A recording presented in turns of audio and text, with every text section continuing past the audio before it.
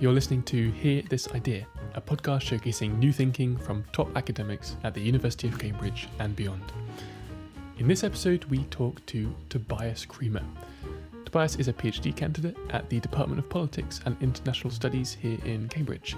His doctoral research looks at the relationship between religion and recent nationalist political movements in Western Europe and the United States. We discuss the so-called religion gap, where church attendance is one of the strongest predictors for voting against the radical right, the secularization of traditionally religious political movements, and the role of Christianity as an identity marker. Toby spent the past year or so interviewing politicians and members of the church, and his argument basically builds on those conversations. The story that emerges is quite complicated, but worth hearing. I definitely changed my mind on a few things by the end. So here's Tobias Cremer. Well, thank you very much for having me. I personally am brought up in a house of my mother as a Lutheran minister, so I grew up in a relatively religious household with a church, so that always interested me. And my father's side was actually he worked in politics, so this intersection has always interested me as I grew up. And then I started going throughout my university to always work very much at this intersection of politics and religion. I worked on it, especially in international relations, for quite a long while. Worked my MPhil thesis here in Cambridge, actually, on the geopolitics of Islam. But then I went into to the US and did my master's at Harvard for 2 years, my MPP. And it happened to be the same time of the US elections of 2016. So when the whole Trump saga started and Donald Trump was in the campaign, surprised everybody by winning it. And I was just surprised by, on the one hand, most of the Kennedy School where I was at Harvard is a very, very secular place, very, very left-wing liberal place, and all of my friends were the commonplace, the common prejudice, so to speak, would be, oh yeah, this is all these crazy religious evangelicals voting for Trump, and they are pushing for all these social conservative things such as abortion, etc., etc.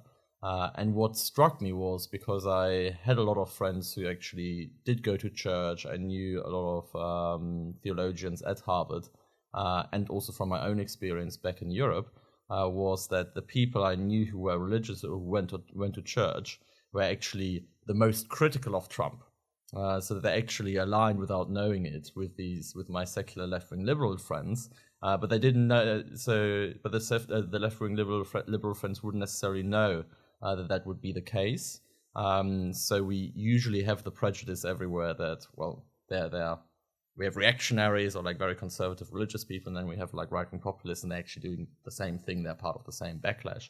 But that just didn't ring true to me. So then I started looking a bit into the statistics, looking into how does this actually play out in Germany. Then I just realized that, well, actually, this stereotype that we have, even in academic literature, doesn't really ring true with the data we have and with the developments we have. That, for instance, yes, Trump was strongly supported by white evangelicals, but then he was also perceived to be the least religious GOP candidate in recent history, and he was actually opposed by quite a large part of the evangelical clergy. Similarly, if you look to Europe, we actually see that church leaders here amongst the most outspoken against right-wing populism. One only has to think of Pope Francis and his support of immigration. So all of these dissonances then really triggered me to look a bit more deeply into this. So I started back in the US even writing a paper about that.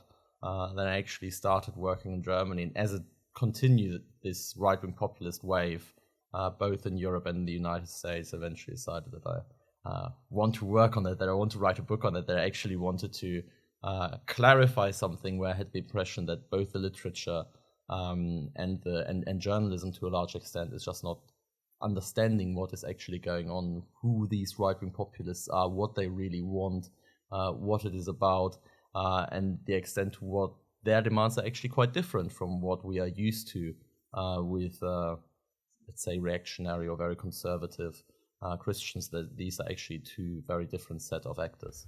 So that's how you got involved, and it sounds like what got you interested in the topic was this weird disconnect between associating right-wing politics with evangelical Christianity on the one hand, but also someone like Donald Trump is one of the least religious presidents in modern history, right?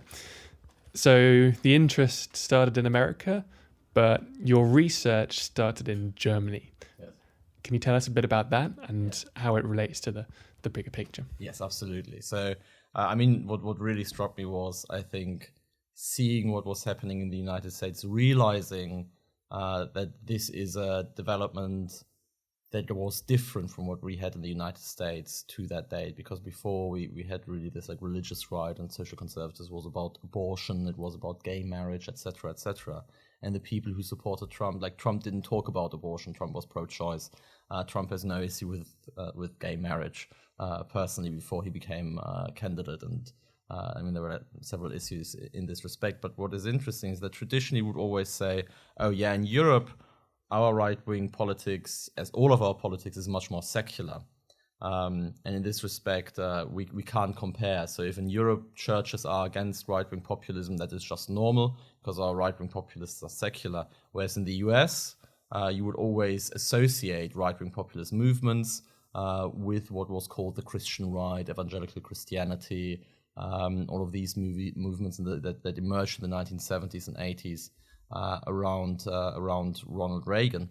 And what really struck me was that actually, for once, we see something that is really similar between the United States and Europe, that actually this right-wing populist movements, this right-wing populist wave that we see on both sides of the Atlantic seems to be nourished by the same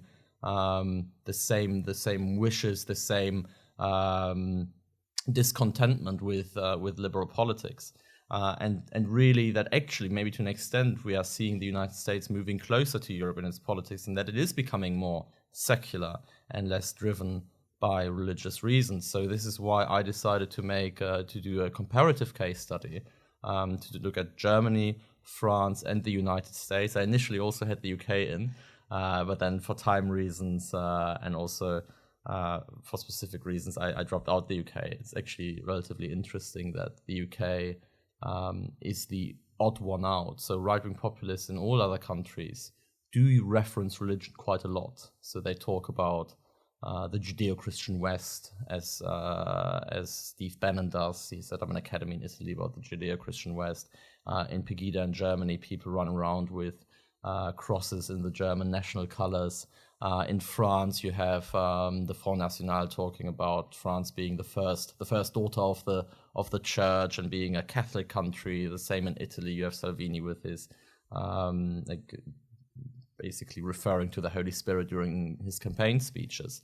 That is not the case in the United Kingdom. So it was very, very striking that although you had similar sentiments and a similar movement of right-wing populism in parts of the Leave campaign, a similar discontentment with left-wing liberal politics or just liberal politics and liberal democracy in general, with liberal ideology in general. This is a very similar backlash, but there were no references to religion. I mean, there's a host of reasons, we can talk about that later if you want, why the UK is an exception, but yes, this is why I dropped the UK.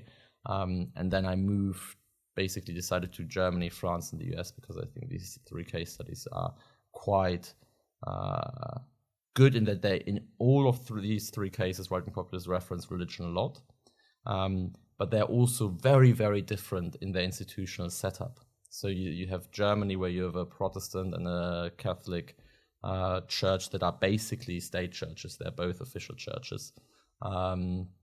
With different constitutional settings, but they're very much part of the establishment. They have a crucial part in the constitution. France, you have a very Catholic country historically, but with laicity, one of the strongest, most secularist setup of church-state relations of all countries. And then the country itself is also becoming increasingly secular, but it's culturally quite Catholic, but a very strong secularist movement against religion from the state, but also from within society. And then you have the United States, which legally or constitutionally is actually almost as secular as France, but then is very, very religious, culturally very, very Protestant, very, very evangelical. So these different parts that play in were really interesting to see for me to consider. What's the driving forces? What are the driving forces? What decides in the end how religious actors, voters react to right-wing populists using religion? What incites right-wing populists to use religion, etc. And what I basically do, so I don't do too much quantitative stuff because other people are better at crunching numbers than I am, and there are actually a lot of surveys out there that look at the voting behavior of Christians, whether Christians tend to be more or less prone to right-wing populist positions, whether they vote for these parties, etc.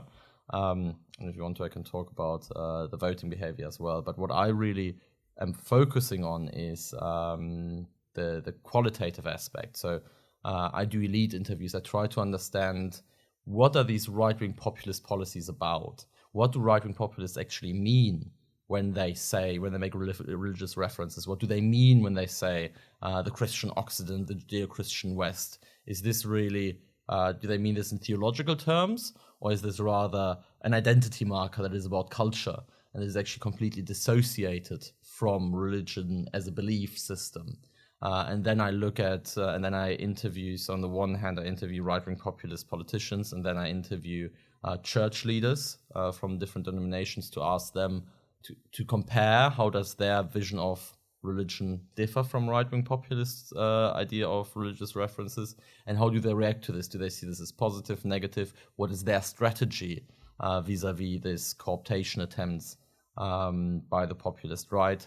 And then I also interview leaders of other political parties, of competitor parties, again to have a reference of how do they see religion, what do they, how do their perceptions or their ideas of religion and politics differ from right-wing populists. And it's actually really, really interesting that when you talk to these people, it does really seem like that when right-wing populists talk about religion, it's really about identity. When they say Christianity is actually much more Christendom as a cultural concept.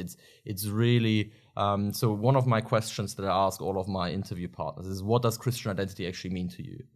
And all the clergy I talk to, and actually almost all of the mainstream party politicians from other parties I talk to, they all start talking theology. They talk about the resurrection of Christ, they talk about the gospel, they talk about the Trinity, etc., etc. When I ask the same questions to right-wing populists, they talk about culture, they talk about identity, they talk about heritage, they talk about architecture, about law, about like having a church in the center of town. You don't go to the church necessarily, but it's just nice to have it. It's like the things Alexander Gauland, who is one of the leaders of the AfD in Germany, said very famously, for us, we are not a Christian party in a religious sense. For us, Christianity is only the heritage of our fathers, and we respect the heritage of our fathers, and therefore it's not that we believe in God or that we would follow would be disciples of Christ, etc. It's really this identitarian moment. And then what is also very, very interesting is that almost all of the people I talk to on the right-wing populist side at some point also would reference Islam. So to a large extent they would say, well, it's about culture and heritage, etc. And we have a church. We don't have a mosque in our village. We have 3 days on Sunday and not on Friday. We eat fish on Fridays and no halal meat, and we like etc. etc. So and that was untriggered. None of the other people I interviewed would reference Islam. So we can also see here that to a large extent this reference of Christianity comes in as a rejection of immigration, in particular, and a rejection of Islam. And maybe very briefly a word here on how I actually define right-wing populism. Maybe I should have done that earlier. But right-wing populism, is probably, I mean, there are a lot of discussions out there. There are thousands of books out there, so you can write 5 PhDs about the definitions of right-wing populism. But the definition that is emerging more and more, that is like a working definition if you don't really want to get into that, is that right-wing populism is basically defined through a triangular relationship between, on the one hand, the us, that's the good, the homogeneous people, like the people on the bottom, the real people, and then a set of two others. One internal other, that's the liberal elite, who is really undermining the coherent group identity of the us from within. This is the corrupted liberal elite. And then the external other. And the external other, what is interesting, so left-wing populism is actually the same with the internal other. So but that's a dual relationship, it's not a triangular relationship. What makes right-wing populism special is that you have this third actor, which is the external other. But what is interesting is that this external other, for decades, has usually been defined in ethnic terms. So it would be the Turk, the Pakistani, you have it, like the Maghrebian, France, etc., etc. What we have seen in the last 10, 20 years is that increasingly this external other is more and more defined in cultural or even religious terms, much rather than in ethnic terms. So it's not the Turk anymore, it's not the Maghrebian anymore, it's not the Pakistani anymore, but it's the Muslim and Islam. And it is really only through this cultural religious definition of the other in such religious terms that now it seems logical to define the us in Christian terms. But this is very much an ex negativo definition of the us. This is not through belief or theology that we are Christian, but it's much rather through the idea that, well, if they are Muslim and they threaten us, well, if they are defined in religious terms, maybe we should define the us in religious terms as well. So it sounds like for these right-wing populist movements, Christianity should be understood as a kind of identity marker and less so a set of beliefs. But you found, as well as this, that for the what you might call authentic Christians who go to church and subscribe to these beliefs as well as the identity, being a Christian in this sense can almost immunize you or make you less likely to vote for these right-wing populist parties. Can you tell us more about why that's going on? Yeah. So I can definitely. It's always difficult to talk about authentic Christians or less authentic Christians. I definitely think there's a conversation to be had. And like one thing that I think is quite important to me as well. I'm not saying that right-wing populists are like fake Christian and they do something bad. I mean, there is a discussion to be had whether we want to define Christianity in different terms in our society, whether we want to define it in cultural terms or rather religious terms. But that is a discussion to be had. But what is true is that it seems that the Christendom that right-wing populists reference is very different from the Christianity that we would traditionally understand as such by church leaders, as defined through the doctrine of the church, etc., etc. So there are two competing definitions, and that is very much the idea that one really interesting development that we have been seeing in the last 20, 30 years is the dissociation of belief and belonging. So traditionally, religion would have both belief and belonging. You are a Christian because you believe in the gospel, in Jesus Christ, etc., etc. That's the belief part. That's the personal belief, but also belonging because you're part of a church, you're part of a parish, you're part of a community. A group identity as Christian is both. And most religious doctrine would say, most churches would say that you need both. You can't have just one or the other. Then you had for a couple of years the movement that some people would say, oh, you can have spirituality without conformity. So the whole idea that people might stop going to church, but actually they're still religious inside. So this is then dissociating belief and belonging and just saying, oh, we just take the belief part. Now what is interesting is that right-wing populists seem to take only the belonging part and say like, well, we don't necessarily believe in God and the church, etc., but we still want to feel culturally Christian.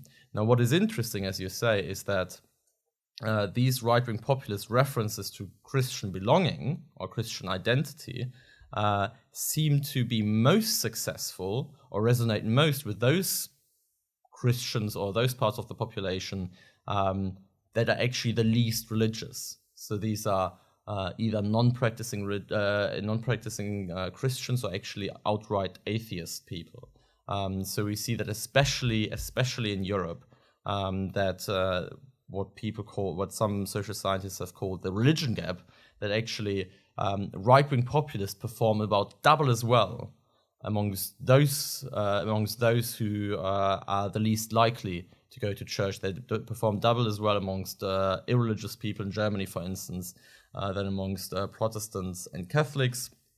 And this religion gap is of different strengths in different countries, but you can see it in France as well, where church attendance used to be one of the strongest predictors for not voting for the Front National. You can see it in Italy, where church attendance is one of the strongest predictor for not voting for the populist right. You see it in the Netherlands, etc.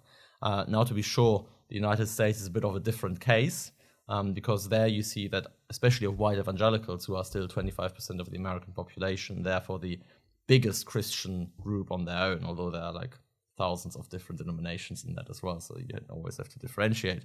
But amongst white evangelicals, Trump did score 81%, which is extremely strong support. But what is interesting, and he got more than George W. Bush, for instance. He got more than Mitt Romney in preceding years, although he clearly made less references to religion, or like was less authentically perceived as a Christian candidate. But what is interesting with Trump is that although he performed so very well amongst white evangelicals, he actually performed best among those white evangelicals who don't go to church anymore. So you can see really a development that we might actually be rather witnessing the secularization of what used to be the Christian right in America, rather than a return of religion in a theological or in a belief set terms in the United States. Let's put a flag there. I'm interested in this religion gap, particularly in Europe. There's a question here of just what accounts for it. So why am I less likely to vote for one of these right-wing populist parties if I am a churchgoer? I mean, there are like tons of different reasons, and because I do qualitative interviews, I can't prove. But what we do see quite strongly is that there are basically three different accounts for why religious voters wouldn't vote for right-wing populism. The first one is that religious people just are, through their religious beliefs that are tolerance, universalism, help love thy neighbor, welcome the stranger, etc., they will be less prone to right-wing populist attitudes. That one is debated. So there are quite a lot of studies on there that would suggest, yes, that might be true.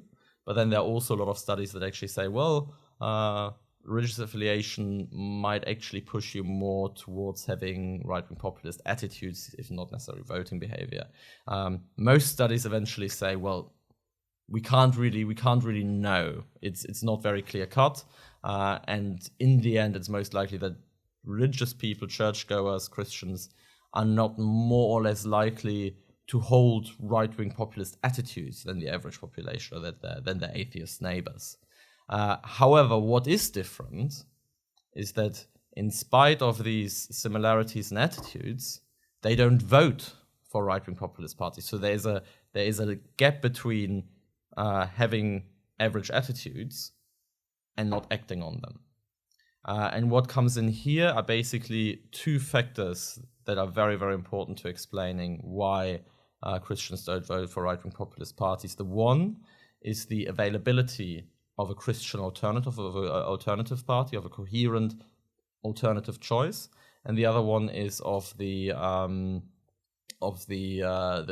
behavior or the strategies of the churches themselves, the way churches react to right-wing populist cooptation attempts. And to start maybe with the party, with the first explanation, with the alternative party bit, we see very, very strongly that in countries where you have parties that would be considered as Christian alternatives, like Christian Democratic Party in Germany, the similar parties in the Netherlands, that in this case, or until very recently, the Républicains in France, that if such alternatives are available, right-wing populists don't vote, Christians don't vote right-wing populist parties, because they will see, these right-wing populists don't really represent our values. These Christian parties or conservative parties, mainstream conservative parties, they represent both Christian values and Christian belonging. So they represent, they want our culture to be Christian, but they also are coherent with Christian values on welcoming the stranger, on being socially conservative on abortion, etc., etc. Which right-wing populists are not. So that is actually a very interesting development. That you have a lot of right-wing populist parties in Europe who are very, very open towards social, or quite almost progressive on social issues, at least overtly. So you have the Front National saying we are the real defenders of church-state separation. You have Geert Wilders in the Netherlands saying we are the real defenders of gay rights. You have in Germany the AfD saying we are the real defenders of women's rights against Islam. I mean, it's always against Islam in the end, but they're actually quite progressive on that. And if you have a party who covers both Christian values and Christian belonging, then these Christian voters tend to go with that party in most cases. Now, the problem is that in recent years we have a development that a lot of not just conservative parties, but also left-wing liberal parties, party alternatives, have become increasingly secular in that they not only are not not against social conservatism, but they're also against the idea of Christian culture. So they are progressive in social terms and against the idea of a Christian culture, and actually at times almost hostile to religion, or at least they are perceived as such by many religious voters. And if you then have a lack of choices, religious voters basically have the choice what they perceive between pest and cholera, between on the one hand a left-wing liberal party that refuses both Christian identity and Christian values, and then a right-wing populist alternative that refuses Christian values but at least clings on to Christian culture, then they might go for the lesser evil. But it's very clear whenever I talk to Christians in my interview, they always say, oh, this is just a lack of choice. It's always a pest or cholera. They're never very excited about that, even in the US. So I just talked to a couple of evangelical leaders in the United States who support Trump, but they all say, well, if we had a more coherent Democratic Party that would actually say, as Christians, you're welcome in our party, there would be a quite large part of evangelicals who wouldn't have voted Trump. So, but they perceived the Hillary Clinton campaign, for instance, as a quite religion hostile, secularist campaign. And then the second factor, which I actually think might be as important, if not more important, but which is almost never mentioned in the literature, is the role of churches themselves. So whether churches will condemn these attempts by right-wing populist parties, whether they engage in a fight about explaining who has the monopoly about explaining what religion is, what Christianity is, or whether they go with it in the hope that they might not lose some of their flock. And what seems to be the dynamic behind that is that Christian clergy in general and Christian churches are still quite capable of erecting a social taboo for their members. So by coming out publicly and strongly condemning right-wing populist uses of religion, they can actually create something of a social firewall that makes it prohibitively expensive for their members to vote right-wing populist parties. So even if they might have right-wing populist attitudes, they wouldn't vote for it because they know that it's not socially acceptable in the church because the Pope says right-wing populist is not good. And that actually seems to be quite a strong factor in this. Okay, let's return now to the US, because it stands out in a lot of ways in comparison to the things you're seeing in Europe. So you mentioned this kind of secularization of the sacred. Yeah. You mentioned churches kind of imposing a cost on voting for right-wing populist parties. Doesn't look like any of that's happening in the United States. So what's going on there? Yes. So, I mean, it's interesting to see. We might actually, with the secularization of the sacred, we might actually see for the first time that something similar might be happening in the US, as I mentioned earlier. The Trump campaign, for the first time, was not talking about religious issues. Although the GOP, which is usually perceived as the main faith party or the party of the Christian right of the United States since the 1970s or 80s. During the primaries in 2016, the people who really referenced religion were people like Ted Cruz, Ben Carson, Marco Rubio. They really pushed for that. Trump didn't. Trump was very much about national identity, about protectionism, it's much more about respect for your national identity than about religion. For Trump supporters in this time, as I said, like Trump was pro-choice for quite a long time before people told him you can't be a Republican candidate and be pro-choice. And then he changed on that. When he was asked about his favorite Bible verse, he started talking about the 2 Corinthians. Although it's the second letter to the Corinthians, but he clearly hadn't read what his speechwriters had written. So he's not, and he never claimed in this respect. He's not even pretending to be particularly pious. He didn't have that background. He didn't really ever care about that, and during his campaign, he didn't make a big topic. Later on, a bit more during the presidential campaign, but in the primary campaign, he really didn't. And it was clear that the candidates of the Christian right lost the primaries. It's more the secular national populist movement behind Donald Trump and Steve Bannon that won that. And then it was really the question, as we just mentioned, there was no electoral alternative really, because they perceived Hillary as being pro-choice, pro-gay marriage, etc., whereas Trump just didn't care, or seemed to not care, and was ready to put in to follow policies that would acquiesce the Christian right on their demands about Supreme Court justices, etc. But what we see here, the Christian right used to be agenda setters in the Republican Party. Now they just take the breadcrumbs for their support.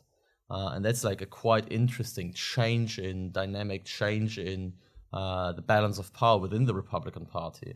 It seems much more of a as I said, national populist movement now than actually a traditional conservative, socially conservative or even reactionary movement.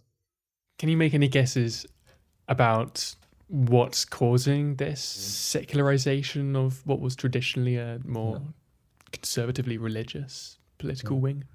So I think it's generally, we see the developments of secularization throughout all of our societies. And I think that is actually happening. Religious affiliation is decreasing in almost all countries, including the United States. We have the growth of the religious nones who have no religious affiliation is speeding up at amazing speeds in the United States. Only 10 years ago, I think it was still 81% considering themselves Christians. Now it's less than 67%. And I think of the under 30s, it's only half of the population who consider themselves Christians. So we really see a massive loss, and it's even stronger in Europe, where many countries such as France and Germany are projected to be minority Christian within the next few years. But what I think the literature got wrong is that people assumed when the population turned secular, they would become liberal or progressive. And that's just not the case.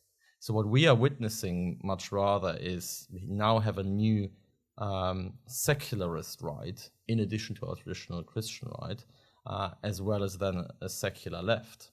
And I think that that in itself is actually the result of the emergence of a new social cleavage. So for those of you without politics PhDs, social cleavage is basically the main dividing line in our politics, the main social divide in our politics that defines our political system and the parties that populate it. And traditionally, we had two main divides within our societies. On the one hand, you had the economic cleavage that was between capitalists. You can imagine it as like a two by two matrix. You have the economic cleavage between the working class and the capitalists, between socialism and the free market economy. This is the class struggle, if you'd like to think of it in these terms. And then you had a second social cleavage that is basically the between social conservatives and social liberals. That is really about religion and moral issues. So that is about abortion. This is about church-state separation, etc., etc. This is the culture wars, if you like to think of it in these ways. Now, what is interesting is that you can map most mainstream parties quite easily on this 2x2 matrix. So conservatives would be market liberal and socially conservatives, and left-wing parties would be socially liberal and for the working class and for redistribution. Now, what is interesting is that these right-wing populist parties don't fit on this anymore. They seem to be much rather. So we see that economically they go from one end to the other. We have a lot of parties that in Scandinavia that are very market liberal. The Tea Party was very market liberal, but then you also see the Front National basically being more socialist in its economic policy than Jeremy Corbyn in the UK.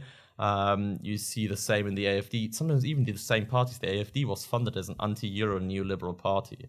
It now is very statist, very much close off the borders, protectionist. The same is true with Trump. So these parties oscillate on the economic thing. And I mentioned earlier, the same is true for the culture wars question, for the social conservatism. Because on the one hand, sometimes they present themselves as we are against abortions, we are very conservative, we are all Christian, etc., etc. But then in the same time, when it's convenient against Islam in particular, they will try to present themselves as the defenders of gay rights, the defenders of women's rights, the defenders of church-state separation. What they are really about is something different than these traditional cleavages. What they are really about is identity, how to define identity. Who are we and who are the others? And that is really interesting because this divide seems to really become dominant in many societies. That these traditional conflicts, they're still there, they're still important. But we seem to have a new dividing line between, on the one hand, those who define identity in individualist, in liberal terms, in cosmopolitan terms. We are citizens of the world, it's us, but it's basically, we are citizens of the world, and then on the other hand, the only identity markers that are really relevant and acceptable are individual ones, such as my education, my professional success, having gone to university, etc., etc. This is who defines you. If you had asked somebody 40 years ago, who are you, what's your identity? Somebody would have, maybe I would have said, I'm from a German working class city, from Bochum, and I'm from that like Westphalian part, I'm a Lutheran, I'm German, and all of these things. So you would have all these group identities that are important. Nowadays, people move so much around, they don't have a local identity. Most people are dissociated or like secularized, so they don't have a religious identity. The working class identity is not something people would refer to. So all these group identities are basically not only crumbling, but also by, in inverted commas, the liberal mainstream, questioned as valid identities. These are the identities of the losers, of the weak. If you can't make it, only if you aren't individually successful, do you need to rely on group identities.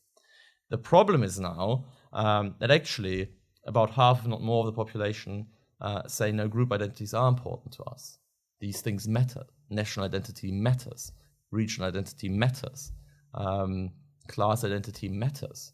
And because all the other identities have evaporated, like religious identity, class identity, etc., national identity is the one that people can still cling on to. And this is where right-wing populists now tap in, because the mainstream parties, or our traditional mainstream parties, have basically given up on the group identity issues. So the most left-wing parties that were once communitarian working class parties now define themselves through left-wing, through individualist, liberal, cosmopolitan issues such as gay marriage, gender rights, etc., which are extremely important, but they are not the same as the traditional communitarian instincts of the working class.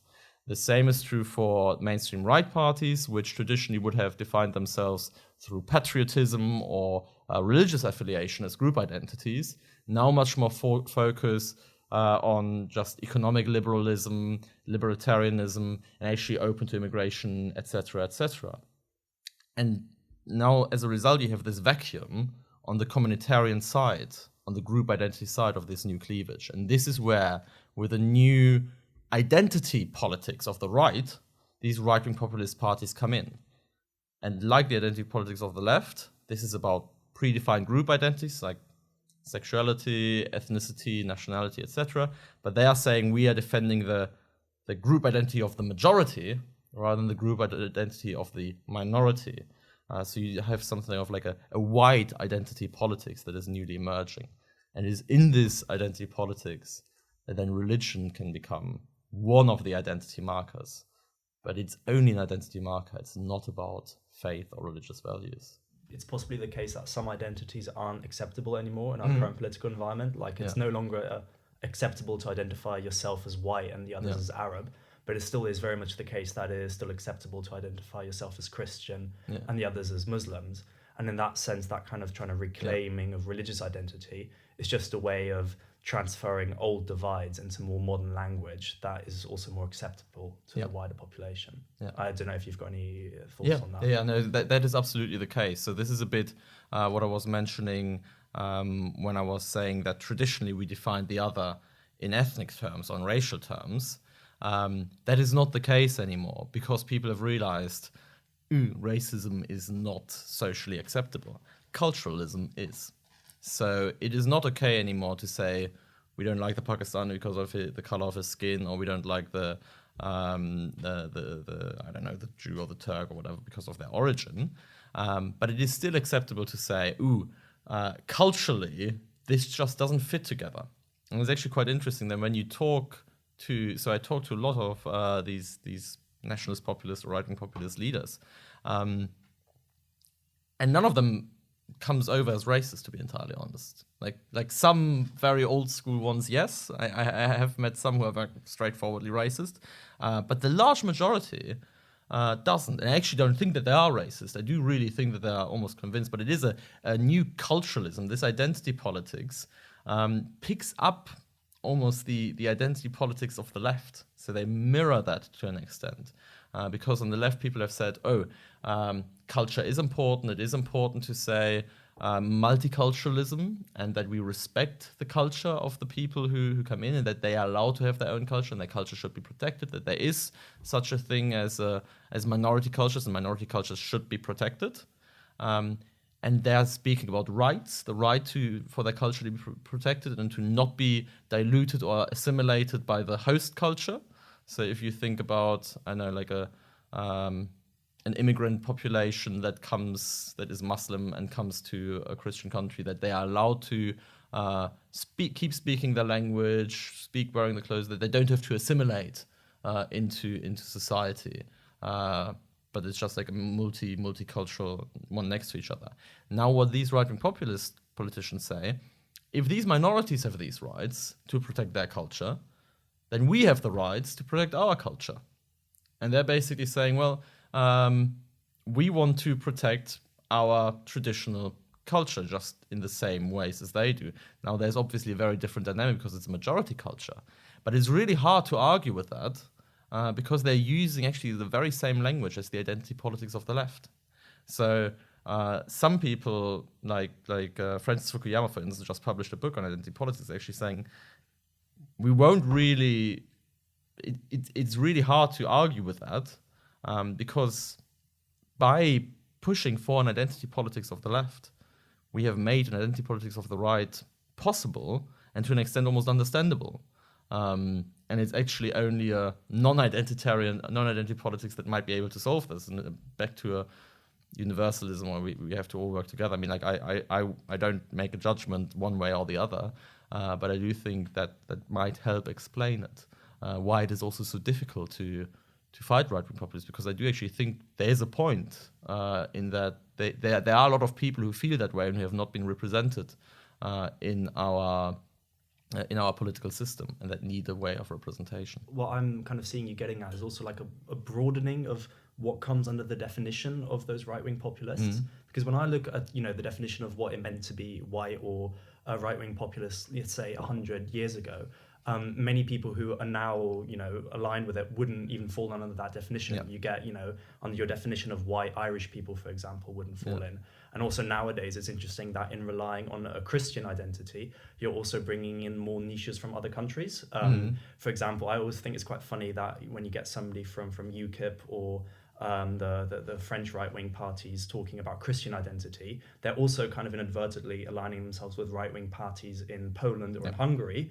But then when you're kind of looking at the Polish and Hungarian immigrants coming into those countries, they of course then become the other again.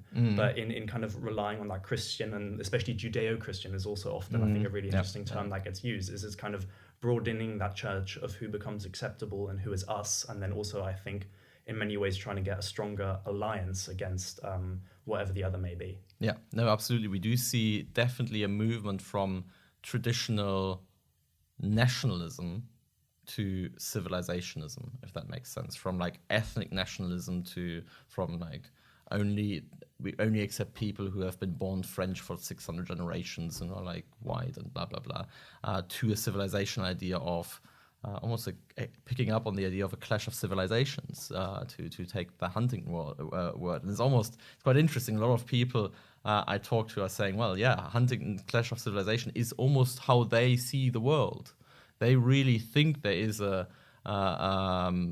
France it's called the theory of the great replacement. There's a concerted effort by the liberal elites on the one hand, and then by Muslim countries on the other hand, to supplant the white Christian European culture through getting a lot of immigrants from different cultures in to destroy this traditional culture. And there they say this is all civilization. This is not just against the French or against the Germans. This is against Western civilization. They're just trying to destroy traditional Western civilization. In this respect, it's quite interesting. You do have an internationalist nationalism. To a certain extent. I mean, you had like Steve Bannon. Can very much recommend if anybody wants to watch that movie, The Brink. There's a documentary that just came out, I think, this year about Steve Bannon running around Europe and trying to bring together the nationalist causes and the different right-wing populist parties from. He claims to have inspired Boris Johnson to the Front National to the AfD in Germany. But it is really quite interesting that you see these movements actually merging together in this and really saying like we are Western civilization against the onslaught of other cultures coming in, and it's significantly less openly about ethnicity, although whiteness I think still plays a significant role, but it's not Anglo-Saxon races and like I don't know, French races, etc. It's not the traditional biological racism. It's much more of a cultural civilizationism, if that makes sense. So thank you very much. That was a fascinating interview. The question we ask all our guests after the interview is: could you recommend 3 books or resources if people want to find out more about this topic? Yeah. So I mean, there are my bibliography is I think 600 books by now. So I'm very happy to send you a lot of that.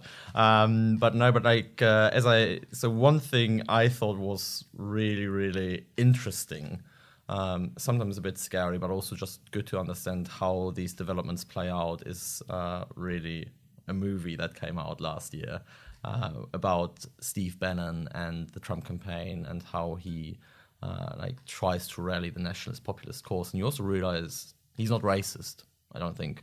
It's like the culturalist, etc. But it's quite fun. It felt to me like, oh, somebody put my PhD into a film. So it's called The Brink. It's a documentary.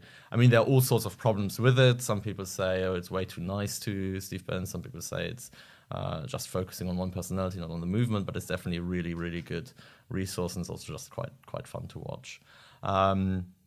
Another book that I think is really, really good, one of the first ones I read when looking into the topic, was David Goodhart's The Road to Somewhere. It's actually not an academic book, so your supervisors will not like if you quote that. But it is, I think, so David Goodhart is a journalist, and I think before many academics, he realized that there's something going on, that there's a new divide between what he called somewheres and anywheres, with the somewheres being the communitarian group identity side of things, and the anywheres being like the cosmopolitan liberals, etc., etc.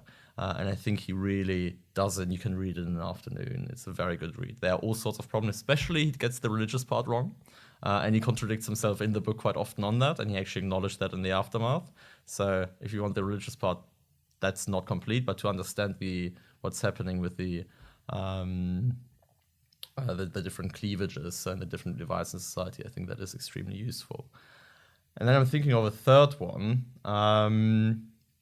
If you read French, there is a French sociologist who's called Olivier Roy, although I think they have translated into English now. And it's basically called Is l'Europe est-elle chrétienne? Is Europe Christian? Where he really looks at what do right-wing populists mean when they talk about religion, and what do the churches mean, this whole dissociation of belief and belonging. And he is there are a couple of quite fun quotes in there about, well, if nowadays if you want to immigrate to Europe, you have to pass all these like citizenship tests, which are all about like, are you pro-gay marriage? Are you pro-gender equality? You would say, well, the Pope would not be allowed to immigrate to most European countries. And it's actually quite an interesting dynamic to see how we understand. We would say we are a Christian country, but actually, in many respects, we are very far apart from what traditionally would constitute a Christian identity. So Olivier Roy, Is Europe Still Christian, or Is Europe Christian, I think is the English title. Would be my third one. L'Europe est-elle chrétienne in French. You can definitely find it. Tobias Cremer, thank you very much. Thank you so much for having me. That was Tobias Cremer on right-wing populism and Christianity in Europe and the US. If you want to learn more about Toby's research, you can read the write-up that accompanies this episode at hearthisidea.com/episodes/Tobias. The link is also in the show notes. There you will find the books and films Toby mentioned, plus relevant figures and statistics. Also, if you have a moment, we would be really grateful if you could leave an honest review on Apple Podcasts or wherever you're listening to this. We're just starting out, and any feedback helps us improve and others find the show. If you would like to support the show more directly, you can also leave a tip by following the link in the show notes. Thanks very much for listening.